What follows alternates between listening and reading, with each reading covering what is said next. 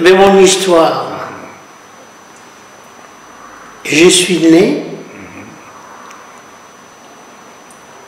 à Dolisie en 1920,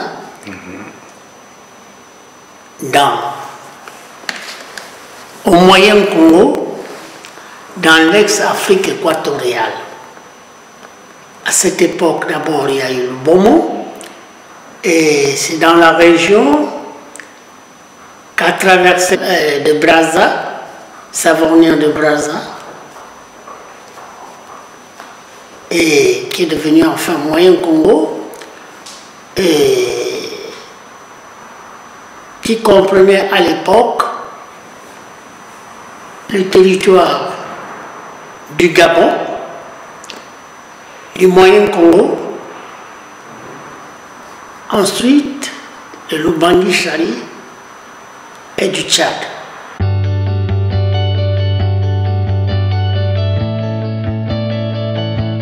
J'ai commencé l'école à Dolisie.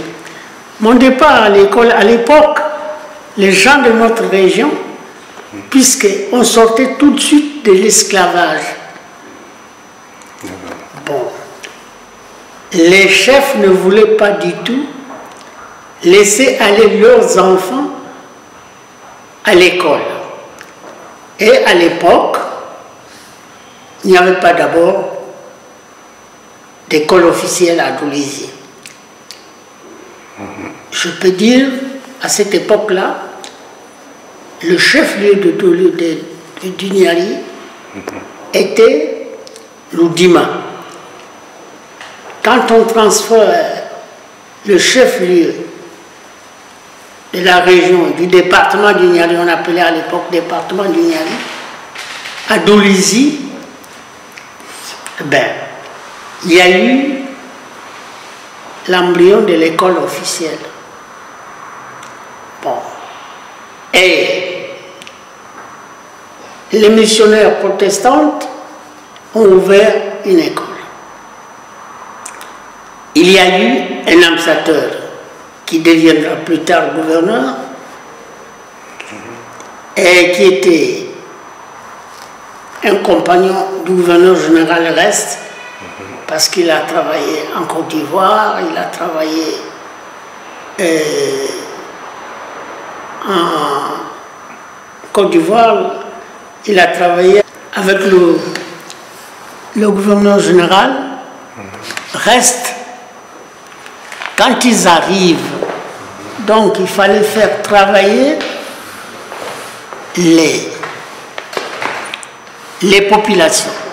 C'était ce qu'on appelle le travail forcé. Mais un travail forcé sous une autre forme. D'accord.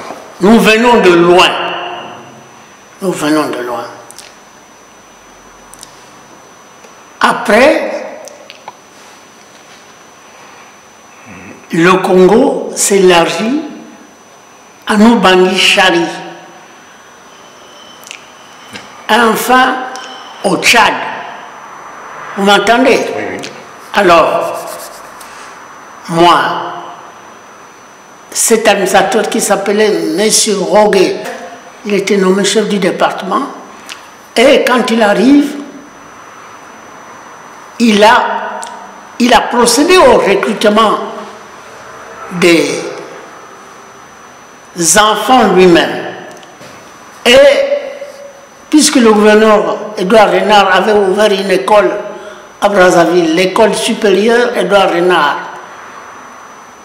Dans cette école entraient les meilleurs élèves du Gabon, du Moyen-Congo, du Tchad et de l'Ubangi-Chari. C'est cette école qui a formé le premier plus grand cadre, hormis ce que les écoles catholiques ont formé. À cette époque, le moniteur Marcel Ogombe, originaire, enfant de Libreville, métis. Bon, quand j'arrive là, et l'école s'ouvrait, les vacances s'ouvraient le 1er mai. les vacances, le certificat d'études se faisait au mois de février. Et aussitôt les vacances, février, mars, avril.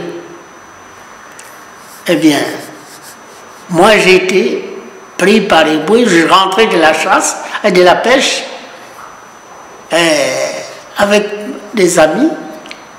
Et Roguet est venu au village, il a demandé à papa de lui donner son enfant.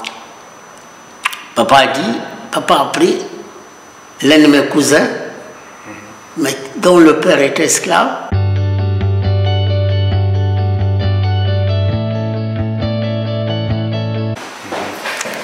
Non, papa a dit, il est petit.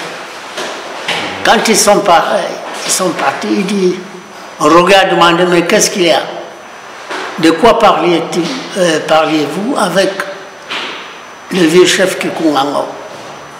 Il a dit, mais oui, mais il a le fils, tant. Ce n'est pas son fils. Ah, Roguet a dit, c'est ça, oui. Ils sont allés cacher la voiture sous la montagne, la petite montagne qui se trouvait à notre village. Et après, Joseph Kouba est venu guetter, et il m'a vu monter.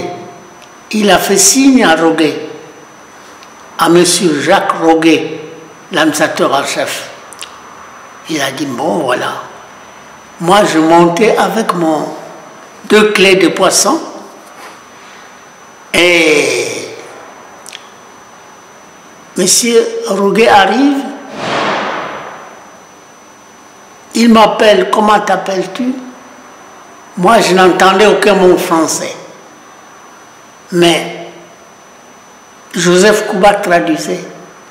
Il dit ton nom. Moi, j'ai dit, je m'appelle Kikungango. Mais je parlais à Monokutuba, la langue courante, puisque en AF, à l'époque, les Gabonais parlaient le mauvais français, comme le Piching au Cameroun. Les Congolais parlaient le Monokutuba et l'Ingala. Et la Centrafrique parlait Mbitene. Comme un peu le Tchad. Mais le Tchad, c'était surtout l'arabe. Alors, Joseph Kouba traduisant au chef du département, il dit, bon maintenant, tu me donnes ton poisson, je l'amène, mais tu viens avec moi. Ils ont rappelé papa qui était dans son jardin, et puisque mon père à l'époque faisait la culture des pommes de terre, des choux et de pas mal de légumes. Bon, que mon oncle lui avait donné des plantes, tout. Et il donnait souvent au chef de région, quand il passait, il lui donnait des moutons, des poulets, des pommes de terre et tout ça. Alors, à cette époque-là, Roguet lui dit, mes chefs, ayant travaillé au Tchad pendant longtemps, je sais que cet enfant doit être soit esclave, soit le fils d'un esclave. Non, papa dit, il n'y avait plus d'esclavage. Ça, c'est mon petit-fils. Effectivement, c'était le fils d'un esclave. Alors, mais comme l'esclavage était interdit, Roguet lui a dit, bon, moi je sais, mais moi je prendrai celui-ci et celui-là. Il dit, allez, va à la maison prendre tes affaires. Mais quelles affaires? J'ai pris mon pagne, j'ai pris mon boubou, puisque j'avais l'avantage d'avoir eu un oncle qui serait abbé, et puis il est devenu frère. Il savait coudre à la main les vêtements.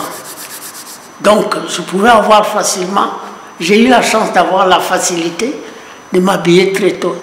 Je suis parti dans ces conditions à Dolisie. Sur les montagnes, on est parti.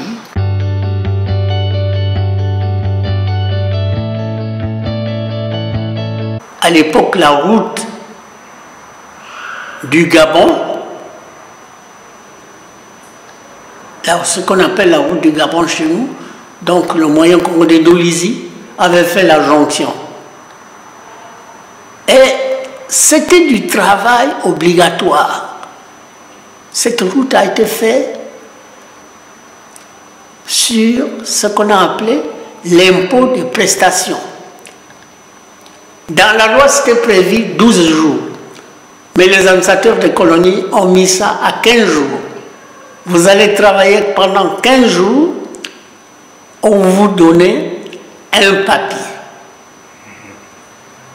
L'attestation. Bon.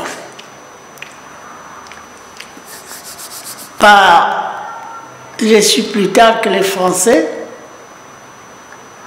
ou les Européens qui étaient là-bas achetaient leurs prestations comme en France autrefois, moyennant 200 francs.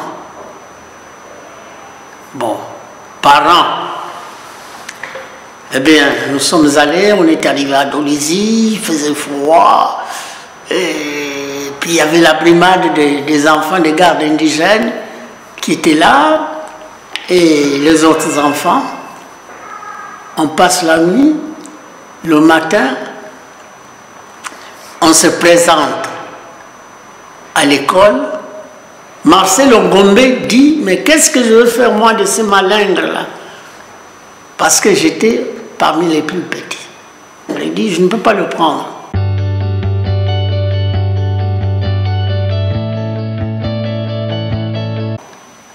Bon, je suis allé donc à la maison. Il y avait à l'époque un Vili qui était commis de PTT et ami de mon frère. Puis il y avait mon oncle qui était surveillant du PTT, donc surveillant des lignes.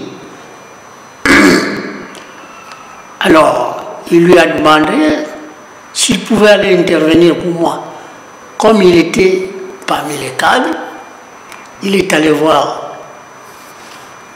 Marcel Ogombe. Marcel Ogombe dit non, moi je ne peux pas le prendre. Je ne peux pas le prendre, il est trop petit. Et à cause de la brimade, beaucoup d'enfants avaient fui.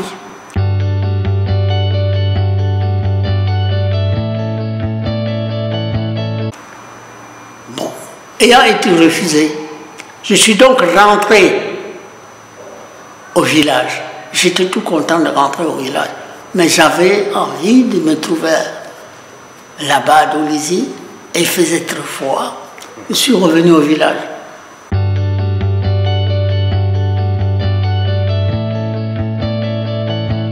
Une fois revenu au village, puisque la rentrée avait eu lieu le 1er mai. Bon. Jusqu'au 14 juillet, passé le 16 juillet,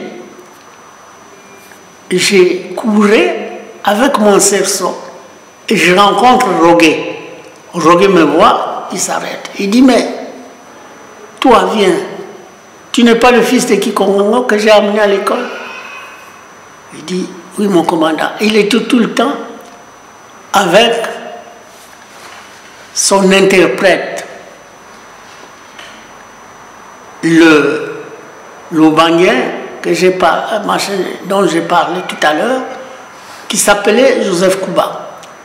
Joseph Kouba demande, il dit, mais papa, pourquoi tu as fait l'école? Je dis, non, je n'ai pas fait l'école, on m'avait refusé. Il dit, bon, monte avec moi. Bien. On est revenu au village.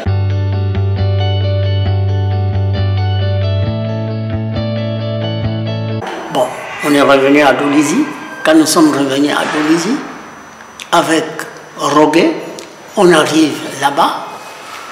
Alors, Roguet dit, mais les nombreux enfants, et à l'époque, à Dolizy, c'était la famille. Il y avait trop d'animaux dans la région. Et les gens pratiquaient donc encore une fois pour les femmes, pour nourrir et les gardes indigènes et les prisonniers. Il fallait faire appel aux femmes travailleuses, aux femmes. Apporter du manioc, apporter ceci, apporter cela. Rogué dit, mais moi j'achète du manioc, j'achète la viande, j'achète tout que je donne aux enfants. Que fais-tu de ça? Ah, Rogué fâché, comme on l'appelait Kongorumba, il a giflé 3 fois Monsieur Marcel Ogombe. Bon, et il a demandé pardon. Il dit, bon, mais écoutez, prends cet enfant. Il dit, mais c'est trop tard.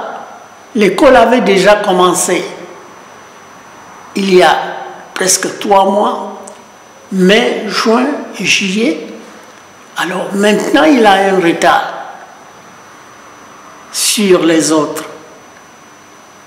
S'il faut le prendre, ce sera pour l'année prochaine. Bon. Rogué a demandé une chance, puisqu'il a voulu que j'aille à l'école. L'un de mes frères, qu'on appelle cousin ici en Europe, puisque nous, un frère c'est un frère, était maître. Elle venait de quitter la mission évangélique de Loubeti, Monsieur Mafoi Gentil Pierre. Il a dit, ma foi, regarde, les protestants m'ont adressé une demande d'ouverture d'école. Nous sommes allés à la mission évangélique de Dolisie. Et c'était la première promotion de Dolisie. Quand nous sommes allés là-bas, arrivé, Rogué a vu le pasteur, il a dit au pasteur, voilà, je vous amène mon poulain. Alors quand il me dit poulain, je me disais, qu'est-ce que c'est poulain? Moi je croyais que c'était un coq ou tout ça. Bon. Alors il a dit, il faut le prendre. Il faut le prendre. Rogué a dit, tu comprends, jeune homme, que je ne te vois plus à Maboukou pendant la période scolaire. Et là-bas, l'école s'ouvrait le 15 août. J'ai commencé donc le 15 août parmi les tout premiers élèves de la mission évangélique de Dolisie Yulopungi. C'est ainsi que ma scolarité commence.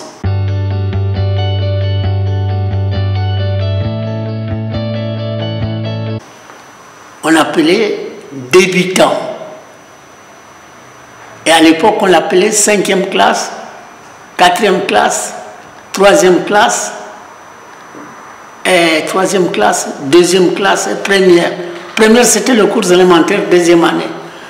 À la fin de la première classe, il y avait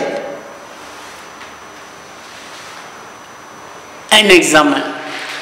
À cet examen, les majors étaient envoyés à Ngouedi comme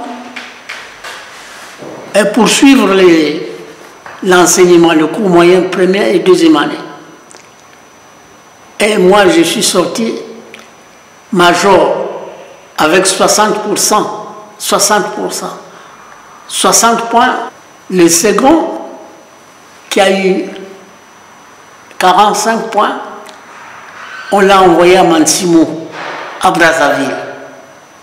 Et l'autre qui a eu 42 points est venu avec moi en Ngouedi.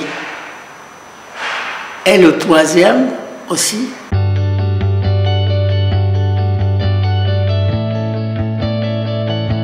Pour être formé comme maître. Donc, après 2 ans, de cours moyen, à l'époque, il n'était même pas dans le privé, pour sortir moniteur, il n'était pas exigible d'avoir le certificat d'études. Moi, j'ai eu mon certificat d'études à l'extérieur de l'école. Et après, parce que c'est Jules Ferry qui a dit celui qui n'est pas titulaire de certificat d'études était illettré. Bon. Et à l'époque, on nous préparait, et on nous a préparés pour devenir enseignants. Et moi, après le cours de formation d'enseignant, je suis parti de là pour aller à Kinshasa.